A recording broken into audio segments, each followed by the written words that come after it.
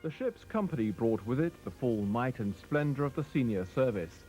With the ship's helicopter flying the colours overhead, the officers and men of HMS Marlborough paraded in the High Street. Not to be outdone, the mayor and councillors of Marlborough put on a display of civic pride. The granting of the freedom of a town dates back to the times when military bodies of men were refused entry, unless the citizens were assured of their friendly intentions. It's a singular and very great honour that you, Mr. Mayor, and the people of this town of Marlborough offer to my ship this day.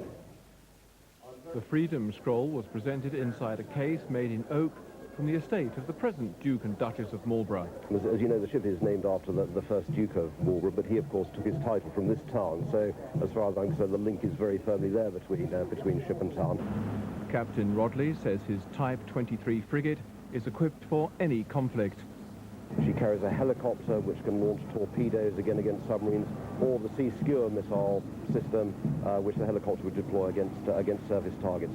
So a well-armed ship, plenty of punches per ton. For the town's mayor, there was also a chance to look back on his family history. It's a great honour to the town with the relationship between us and the ship's company, and I am very proud myself, my father being a merchant navy seaman in the Russian convoy. Today, me personally, I give that to my father. The forces of law and order were on hand, but for everyone involved, it was a time to show support for the men of the Royal Navy. It's the proudest day of my life. I've carried this mace for something like 20 years, and I think this is the fulfilment of this office. It's wonderful. With the freedom of the town now granted, the ship's company exercised its right to march with fixed bayonets and colours flying. Steve Brodie, BBC News West, Marlborough.